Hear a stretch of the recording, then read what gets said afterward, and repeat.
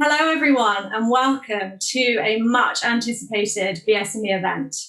I'm Hattie Brett, the editor of Grazia and the current chair of the BSME, and I am delighted, as if on cue, Dylan, to be joined today by the legend that is Dylan Jones, the editor-in-chief of British GQ for the past 22 years, which really is an incredible feat.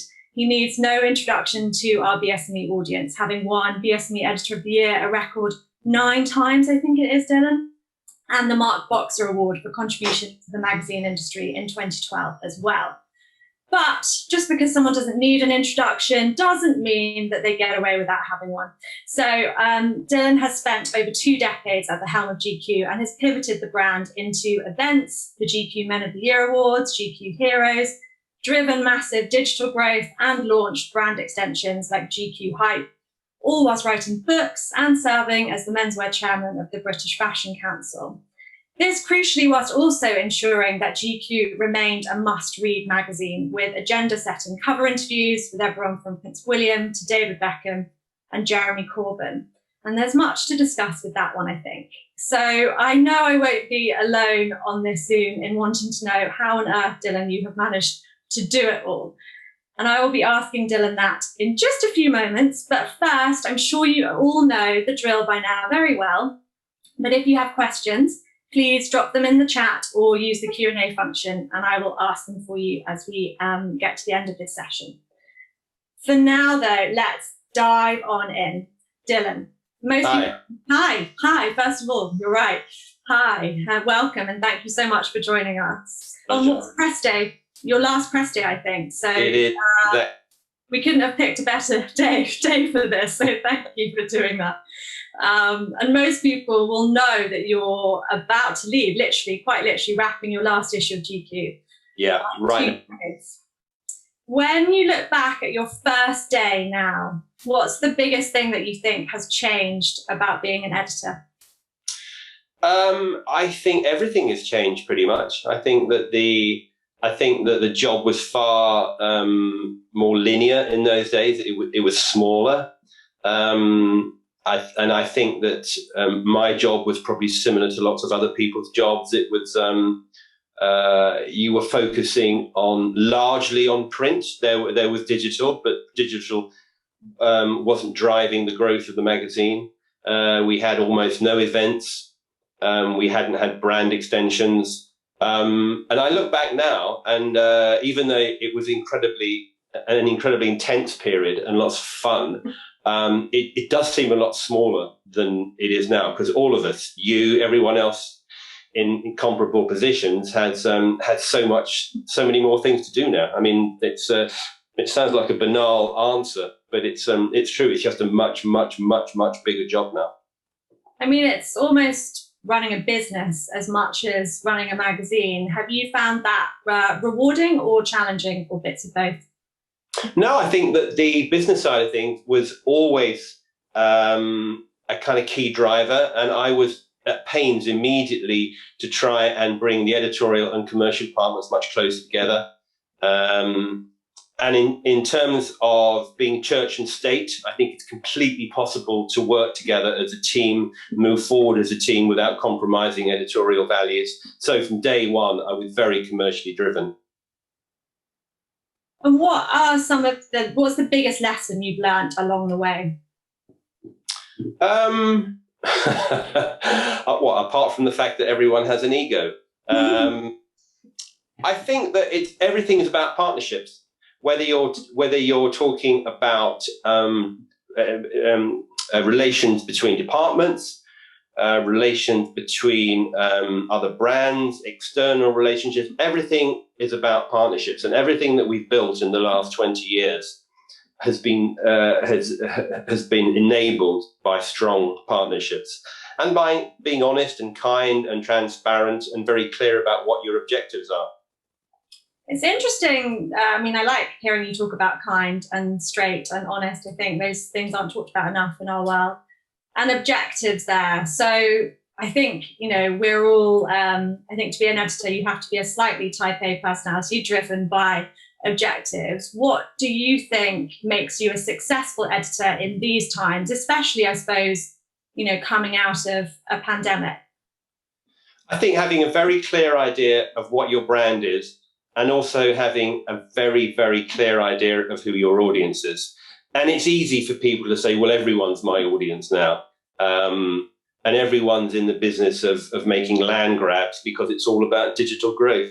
I think the most disappointing thing, and the thing that I'm very mindful of, and I'm slightly fearful of going forward, is the fact that a lot of young editors, a lot of the people who are coming into the industry and who have come into the industry in the last half decade or so are driven by algorithms. And this just isn't in publishing. It affects the film industry, the music industry, all entertainment industries, and all news organizations. And I think being driven by an algorithm is a very, very worrying signal.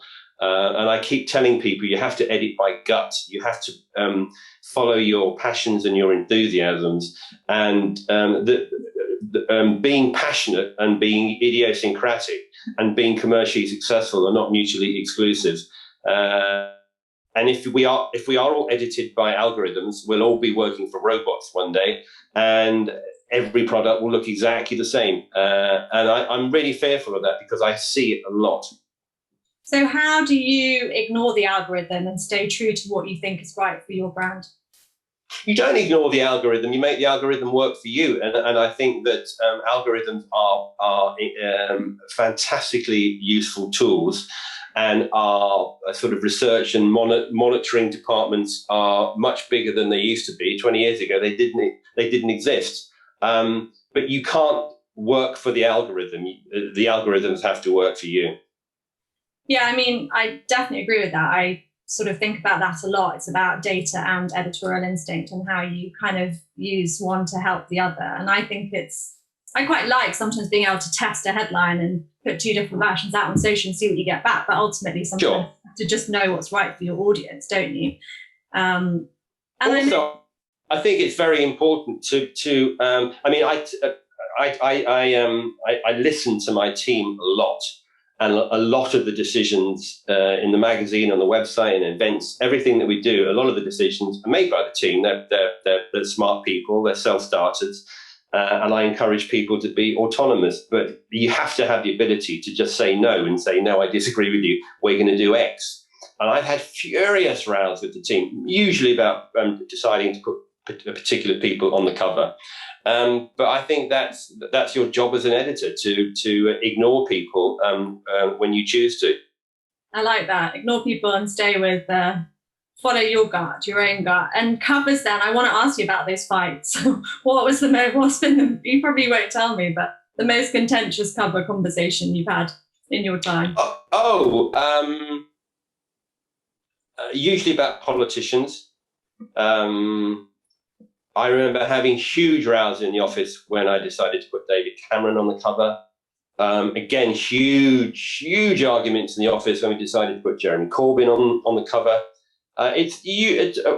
Although actually possibly the Simon Cowell Ferrari was one of the biggest ones, because I think that there is always the I think you need to be contentious. You need to surprise people. And it's that age-old trick of giving people what they want and giving people what they didn't know they want. And I think that's very, very important. And what have been some of your favourite covers then? The less contentious ones, the more ones that you look back on and are really proud of? Or perhaps those are the same?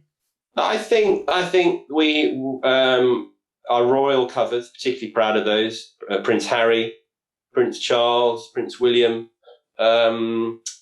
Because all of them were quite complex things and quite things which took an awful long time to organise.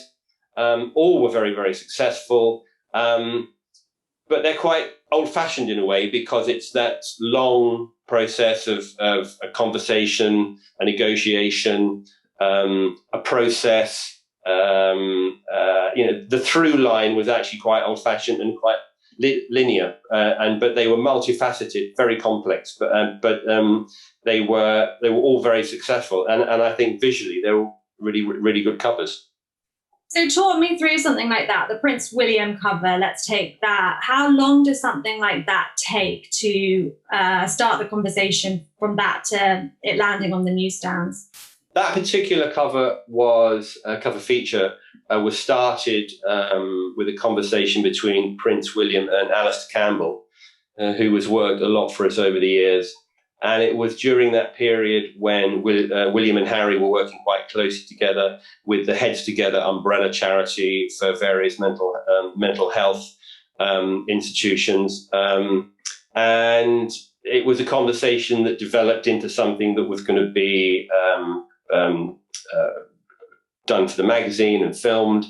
And then we went through the whole process of negotiating the pictures, where they should be done, how many, etc., etc.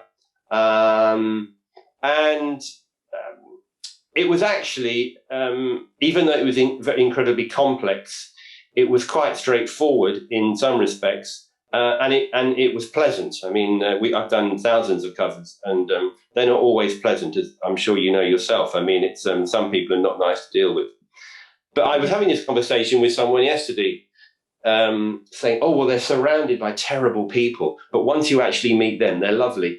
I don't buy into that, because everything starts at the top. And if you're surrounded by difficult, narcissistic, aggressive people, that's they're like that for a reason.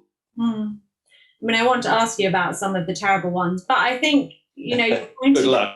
Yeah, exactly. I'm sure you're well able to evade those questions. But I was interested by that conversation about Prince William specifically, I suppose, because it sounds like it was clear from the beginning that he wanted to talk about mental health and open up in a way that then sparked lots of conversations about male mental health in a interesting and really positive way.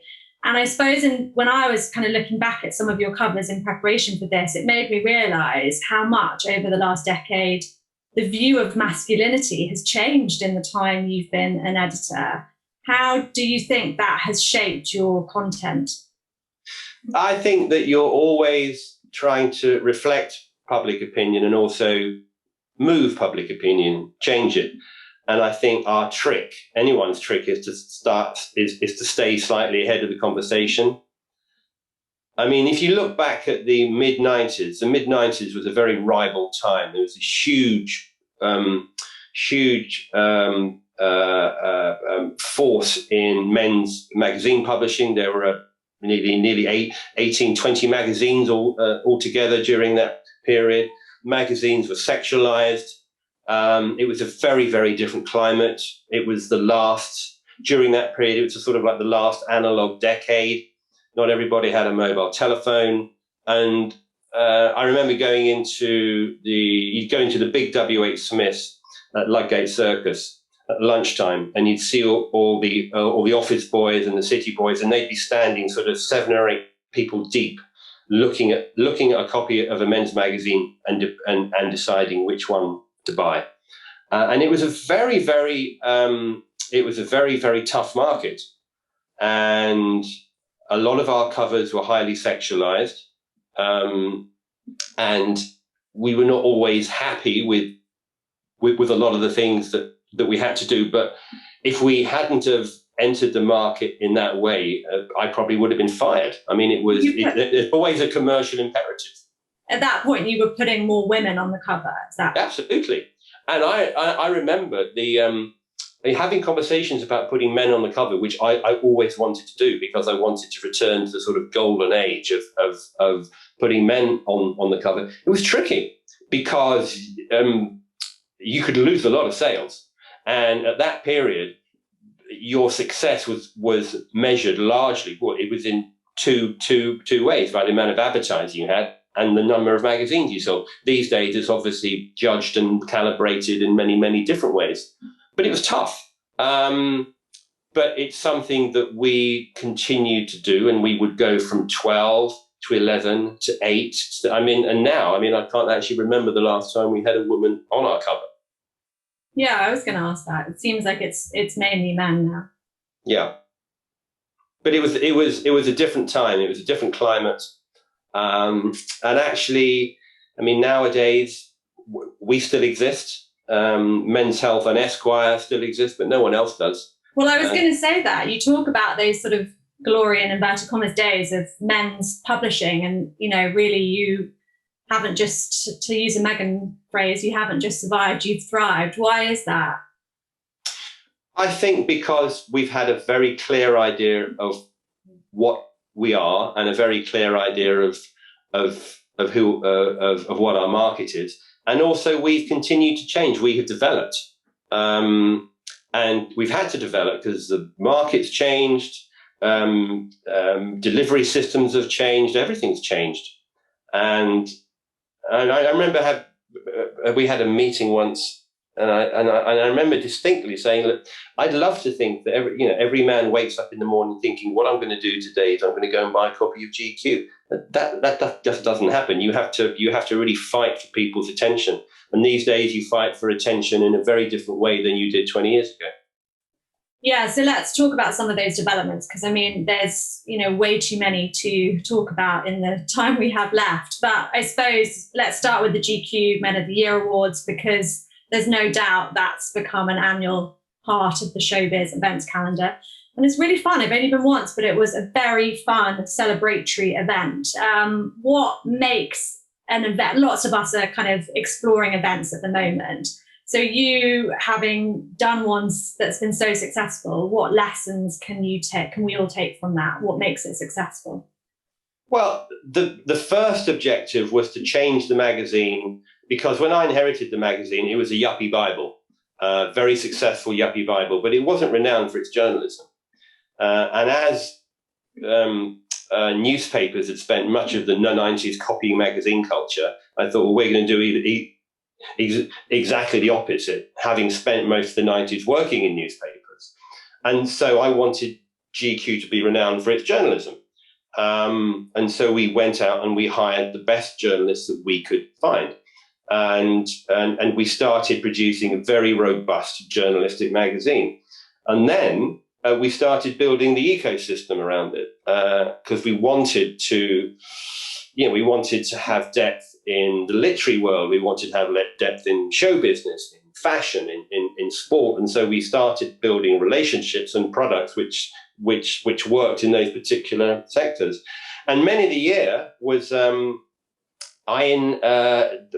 Men of the Year was started by a previous publisher, a lovely man called Peter Stewart, and I inherited it in year 2, and we decided to actually have a proper award ceremony, which was quite tricky, because when you do something in a virtual way, but it was obviously a very different virtual way 23 years ago, it's kind of easy to get away with it, but not easy to get away with an award ceremony with no celebrities in it. And year 1, we got 2. We got Chris Tarrant and Paul McCartney. And I thought, we can build on this. And it was just having a very clear idea of what we were doing, making sure that the component parts were just brilliant. Nothing we've done is rocket science. Most of what we've done are hoary, old-fashioned ideas, but the delivery has been really, I mean, in many cases, it's faultless, because it's the attention to detail. And that's why I think the Men of the Year Awards worked. If I was negotiating with someone, I was talking to someone and they said, well, why on earth should we come? And I said, all I want is that when you're in your car and you're going home from the event or from the after party, you turn to your husband, wife, mistress, dog walker, a PR, whatever, and say, you know what, I'm glad we did that. And that's all you want. That's all you want. And how long does an event like that take in the planning? Do you start thinking about the next one straight away? We always have a debrief the morning after, early. We have a debrief the morning after, in which we talk about every element. And then I would say I don't want to hear about it for 3 months. For 3 months, we would not talk about it. And then we come back the 3rd or 4th day of January, and we would start working on it. And so each event would take 9 months. Wow. Talking every day. Yeah, that's a lot of work. Can you, you wouldn't answer the tricky cover moments, but tell me some gossip backstage. What's been your funniest, best moment behind the scenes? Okay. One year, Madonna was coming and a lot of negotiation. And it turned out that she actually didn't want to do the red carpets. She wanted to come backstage through the kitchen, do the sort of Goodfellas walk, come on stage, do her thing, and then leave. And it's fine. You know, lots of people have done that. You don't need to do the red carpet. So obviously, the awards are running late. She arrives early, and Wow. every important celebrity is given a member of staff, and they are their person for the evening. And so Madonna arrives, and said person goes to greet Madonna, and they're basically sitting in the kitchen, the staff canteen at the Royal Opera House. And my colleague is, you know, making small talk with Madonna, etc., but it's dragging on. And they end up basically saying, well, you going to Ibiza this year? Or it's like, I mean, they're literally like making, and in the end, he said he probably had, and it wasn't formal, but he said he probably had the longest interview that anyone had with Madonna for 20 years. And then she said, right, I want to do it now. And we basically had to scramble to get her on the stage. Most people are very well behaved. There are instances when people are very badly behaved. One celebrity, and I can't tell you who it is for obvious reasons, we flew over from the Caribbean, first class, put them up in Claridge's for 4 days, and to present an award. They weren't even winning an award. And about 5 o'clock on the day of the awards, one of the team gets a call and says, yeah, the thing is, she's not feeling very well, but she'd feel a lot better if she had £5,000. Wow. So we sat down for 50 minutes and thought, we can go left or we can go right. And I said, look, let's just do it. Because we never pay anybody. We've never paid anybody apart from this one person. And an ex-publisher who was the publisher at the time, I don't know how he got £5,000 in 20 minutes, but he went on and got £5,000 in skills. And I said, it won't mean anything to this person, but it'll mean a lot to me. Put it in a brown paper envelope. And the money was delivered to Claridge's, and they turned up. That's not nice behaviour. Wow. There was another one where when the awards were at the Opera House before we moved to Tate Modern, we used to put up a lot of people in St Martin's Lane Hotel. And the wife of one particular actor, and this is about a 300-yard walk, but she demanded a limousine, and she demanded a limousine with bulletproof glass. Wow. Yeah, of course it's bulletproof glass. This is like a session and a book in itself. I feel like I want to. Yeah, but with the very good lawyers to. With a very, yeah. Okay, back to serious lessons. I'm just thinking of the audience here. Obviously, this year, last year, GQ Men of the Year and all of your other events have been digital. Yeah. What have been the challenges and the opportunities with that? And what's your take on whether we'll go back to physical events or whether digital events will always be part of it? Well, last year it was incredibly important that we delivered on all of our events. And I'm very proud of the fact that we delivered all of our events last year, all half dozen of them. They were all done virtually. They were all successful. They generated an enormous amount of reach. We kept all our sponsorship money, and the content was great. And actually, it was a fantastic challenge. Like everyone else, it was really difficult. We had almost no expertise in this world, but we did it, and it was a lot of fun. I think, okay, the answer to your question, and serious answer, when we found out in the beginning of the year that we would be able to convene in late summer, September, people got very excited about the fact that we go back to doing the Men of the Year Awards again. Great, we can do it like it was 2 years ago. I said, well, that's not going to be good enough. We're going to have to spend a lot more money on it, because imagine you go to something like that and you sit down and it's all nice and you've got the lights and the music, the wine and the food. And then you think to yourself, well, I've done this. There's got to be a change. And I think that a lot of the lessons that we've learned during this period of being forced to do things in different ways will stand us in good stead and will make our palette much bigger in terms of how we're able to deliver content. But I do think the things are going to have to be different. It's like going to a restaurant. You know, you couldn't go to a restaurant forever, and then you went to a restaurant. And then you think, is that all there is? It's got to be different. It's got to change. It's got to be smarter. It's got to take more account of the people coming. You can't just go back. I mean, I remember when we went into this, lots of my friends were like, well, this is a real correction. It's good. We've got to, you know, this is good for us. We've got to learn from this. And I just said, I want my life back. And actually, even me, I do want my life back, but I don't want all of it back. And I think there has to be changes. And if you don't do that, I think you will find that people are less interested in what you're doing. Yeah, I mean, that's an interesting perspective and one I've not heard before. But so it's going to be even more challenging to do physical events then, really, because you've got to up your game and do something to get that. Yeah, very well put. Everybody has to up their game because everybody will up their game. And what about digital events then? Do you still see them as part of the future now we've got used to this way of conversing? I think it will be possible to create digital events and to create more digital products, certainly. But as we've all discovered, I don't think anything beats meeting people and convening and joking and laughing and just being surrounded by other people. It's why we're here. Yeah, well, yeah, definitely. I wish this could be in a nice location. That would be nice.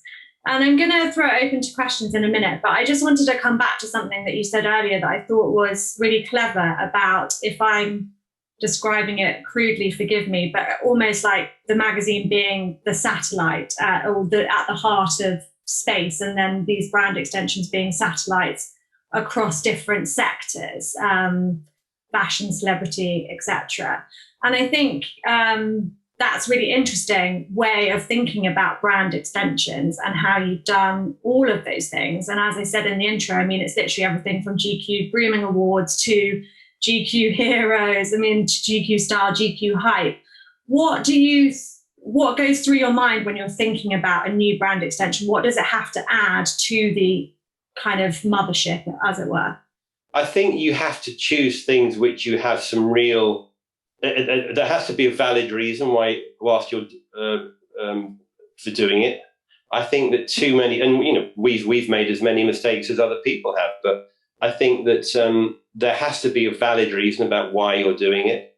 And we were into events very, very early, but I think you did see a scramble when it was very obvious that the death of print was accelerating. You did see a scramble for people to suddenly go into this event and that event. And there was often that sort of journey was seamless, but I think sometimes it didn't work for people because it had a kind of there was a hollow, a sort of hollowness to it. I think that everybody can't do X, everybody can't do Y. There's got to be a reason to do it. It's got to have some validity. It's got to reflect well on your brand. And I think you just have to be very, very careful. It's like editing. It's what you don't put, it's what you take out that's the important stuff. So yeah, integrity, authenticity, those words again. Okay, good question here from Kathleen, which I'm intrigued to hear the answer to. Which GQ edition or event are you most proud of, and which would you rather forget? I think the Men of the Year Awards is the thing that we're most proud of because it became quite successful quite quickly, and it's still done by a team of 6 people. I think that's something I'd like to say is that I think too many people farm things out to agencies and get external people involved. Everything that we do is done by the core team, and I think that's really, really important. And their levels of expertise in all these different disciplines is quite high because everybody does everything. It's like the old. It's the way that Johan Cruyff used to manage Holland. Everybody does everything. what am I? What did you say? What I'm most embarrassed about? What would you rather forget?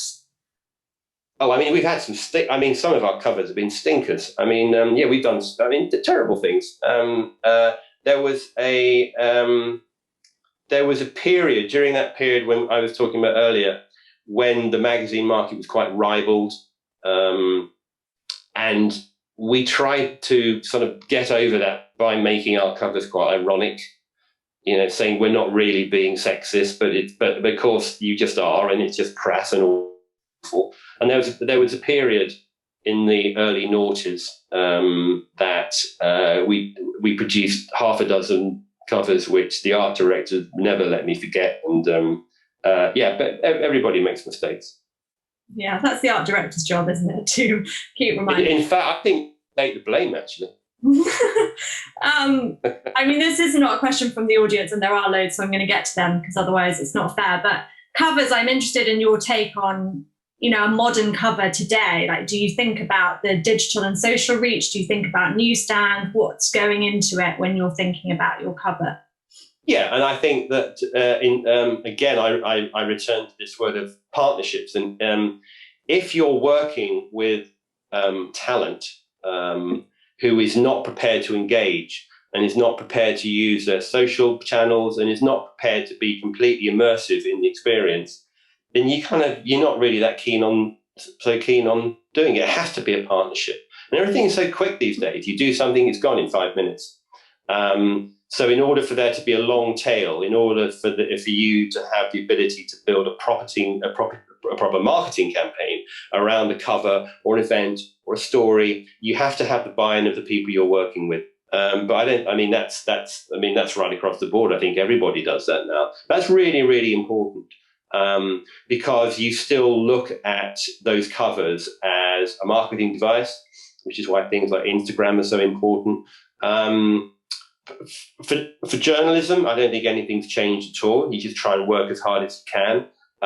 But I think when you're using actors, sportsmen, musicians, talent generally, as sort of marketing devices, you have to work as a team, because if you don't, it just doesn't work. Great answer. There's so many questions now, so I'm going to try and get to them all. Rachel has a question. Talking about long tail, I suppose, is interesting. What's the most influential story that you believe you've run, and what did it achieve? Well, we've done a lot of politics in our time, and I think that we realised quite early on that it is possible to kind of change, move the dial and kind of change the agenda. I mean, we had a thing where we interviewed William Hague when he was the Tory leader, nearly 20 years now, 20 years ago now, and he was talking about when he used to work as a delivery boy for a brewery, and I think he was kind of showing off, and he made a mistake, and he said, "Oh, I probably used to drink 12 pints a day or something." And having said it in the way that politicians do, he couldn't go back and correct himself. And he was quizzed about it again. And this he turned him into a kind of laughing stock, actually, which wasn't the intention. And I think that politicians are always interesting to interview because they have to answer the question. If you deal with a celebrity, as you know, there's usually a list of things you're not allowed to talk about. And actually, if it becomes too aggressive or too attritional, the whole ecosystem of your relationship with the agent, talent, that gets skewed and becomes problematic. With politicians, they're fair game.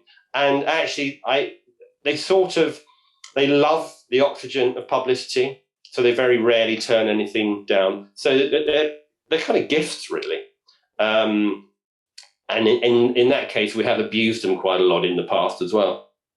They definitely seem to, when they're in GQ, it gets talked about, doesn't it? Which is good. Can do. And again, it's a lot of those early interviews were done by Piers Morgan, and then when we made Piers a TV star, and I do apologise for that, we hired Alistair Campbell, and you need robust people to ask robust questions. Right, and I love, by the way, yes. We'll keep that in, that you love peers.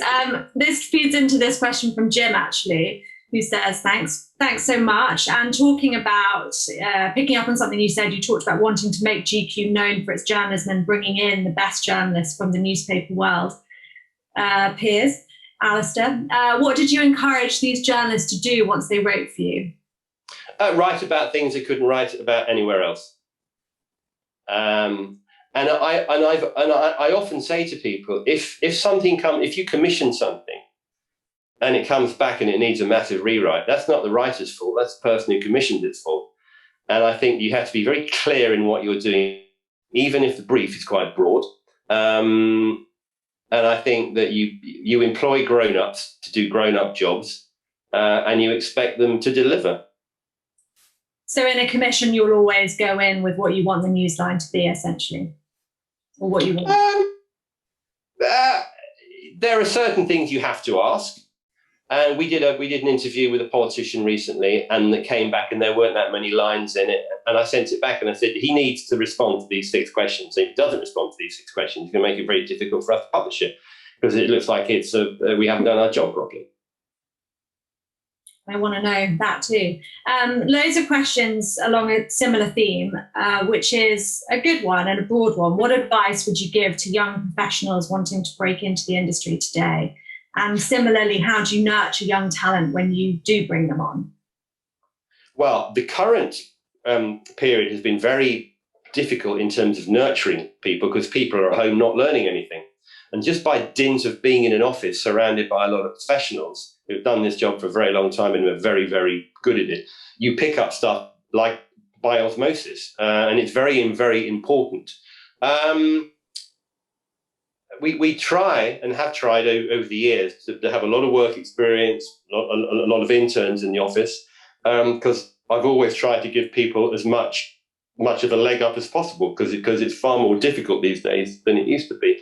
And occasionally someone will come in for a chat, and often they're quite nervous, and they'll come in for the advice. And I always say two things. I said, A, you need to work as hard as you possibly can, and just volunteer for everything. Because actually, we're not looking for people with great ideas. We're looking for people who can solve problems, whether it's delivering a package or convincing somebody to do something. If you become known as a person who can solve problems, you'll get given everything, and then you become indispensable. And then you'll go on to have a long and illustrious career. And the second thing, as I say, is you have to be lucky. And we can teach people the first, we can't teach people the second, but you have to be lucky. I love that, solve problems. That's a really good way of thinking about it. This is a question that I hope I'll be interested to see which side you stand on it. On the death of print it's on. What are your thoughts on the future of magazines? I think the future of magazines is incredibly strong. And when I talk about the death of print, I mean it's the decline of print. I mean, print will go on forever. I think that it is a component in an ecosystem. And actually, I think there has been a revival of print in some sectors recently, particularly in the kind of bespoke area. And I think that some magazines are thriving. Look at the huge success of Private Eye, and the huge success of a lot of the news weeklies. But I do think we are entering a period where there is a reappreciation of expertise. I think we've had this period where, because of digital, because of fake news, because of being surrounded by all this crap all the time, that people are getting sick of it. And I think that the pandemic has kind of focused people on that, because if you have been consuming news, and you've probably been consuming news in a way that you perhaps didn't before, or not to the extent that you did, to a greater extent than you did before, I think you become very particular about what you're reading. I've got more subscriptions now than I've ever had before, but I consume pretty much everything on a phone or an iPad. I just do, and I very rarely see a print.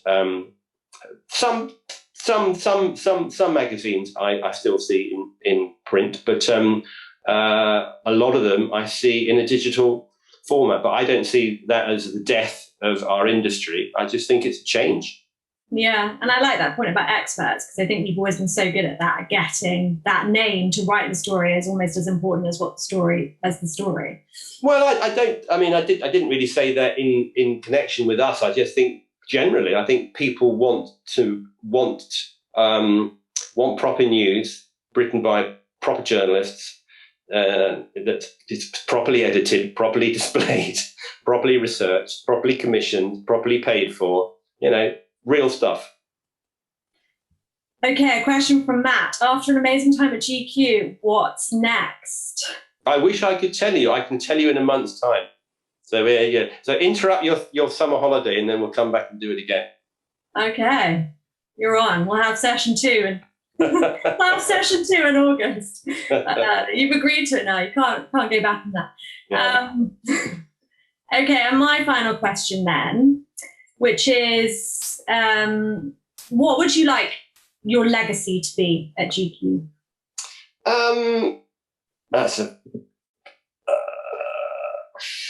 I think that the thing I'm proudest of is the team. I think that the team we've built up over the years is fantastic, second to none. They can do anything. They're really, really good, experienced team. Even the young ones who've only been there for 5 minutes. You learn quickly. You know this. If you're in this industry, you learn quickly. I think another thing I'd like to say is that a lot of this, particularly with writers, I think that with a few exceptions, some people are just dimbos and can't write to save their life, but most people can. And it's like that 10,000 hour rule. All you got to do is put the hours in. I was a terrible writer when I started. I'm okay now, but it's practice. That's all it is. It's practice. It's doing it again and again and again and again. It's not rocket science. It's just hard work. And you've got to do a lot of it to get good. I think the other thing I'd like to say is, I was saying this to someone yesterday too. I say it's more difficult to write a really good 50-word caption than it is to write a 5,000-word feature. Fact. True. Instagram is the hardest. I think that's really sadly all we have time for, even though I'm aware that we haven't answered all your questions. So forgive me, but time is pressing on and I feel like we could have been here all night, and I still want to ask some questions about behind the scenes at the Men of the Year Awards. We'll have to save that one for the book.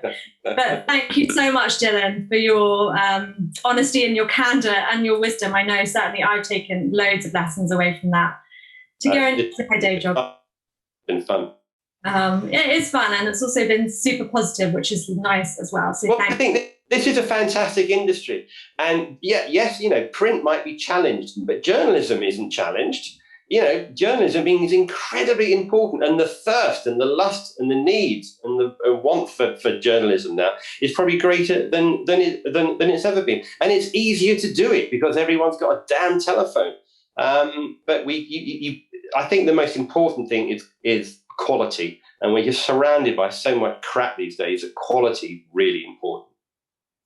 A good rallying call, and I agree with you. It's never felt more important, has it, in the middle of a pandemic? So thank you for that. Thank you also to the people behind the screens at the BSME who do a brilliant, brilliant job of making these events happen.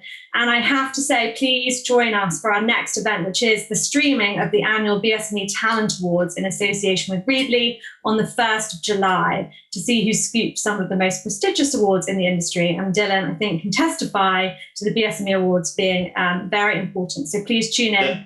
Incredibly important. They'll become even more important if all our guys win those talent awards as well. All right. We'll see what we can do. Joking, everyone, joking. Find out how to register for free on bsme.com/awards or follow our social channels. Right, that is it from us. Thank you so much and have a lovely evening, everyone. And thanks again, Dylan. Thank you. Bye.